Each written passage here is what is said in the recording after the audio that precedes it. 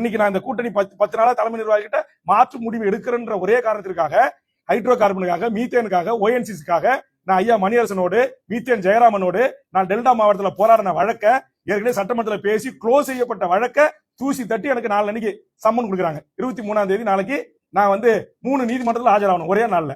என்னுடைய நிலம் அடியோடு பறிபோயிட்டு இருக்குங்க. பரந்தூர் விமான நிலையத்தில் எதுக்கு நீங்க டாட்டாவுக்காக என்னுடைய பூர்வீகுடி மக்களுடைய நிலத்தை 5000 ஏக்கரை அவங்களை கொண்டு போய் அகதியா பல கிராமங்களில் தூக்கி எரிஞ்சு எதுக்கு தாரை வாக்குறீங்க? இந்திய அரசுக்கு சொந்தமா விமானம் இருக்கா? அப்ப இது வேல்முருகன் திமுக அரசுடைய தடையை மீறி அங்கு சென்று போராட்ட காலத்துல பங்கெடுத்துக் கொண்டேன்.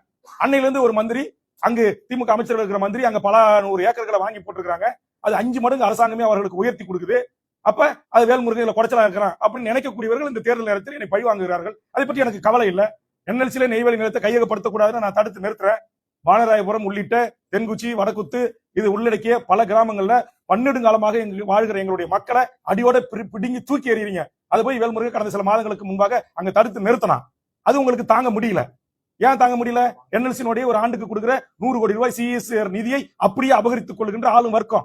அதை நான் தட்டி கேட்டேன். அதற்காக கூட்டம் போட்டு திமுகவுடைய மாவட்ட செயற்குள்ள, மாவட்ட பொதுக்குள்ள பகிரங்கமா பேசுறாங்க. வேல்முருகன் நமக்கு பெரிய குடைச்சல், வேல்முருகனுக்கு கூட்டணியில் இடம் கொடுக்க கூடாது அப்படின்னா தேர்தலே நிக்கல. ஓட்டு அரசியலை புறக்கணித்து விட்டு இந்த மண்ணுக்காக நான் போராடுறேன். எந்த ஆட்சி வந்தாலும், எந்த அரசாங்கம் வந்தாலும், எந்த காவல்துறையை கொண்டு என்ன பண்ணுவீங்க? அதிகபட்சம் சுடுவீங்களா? சுடுங்க.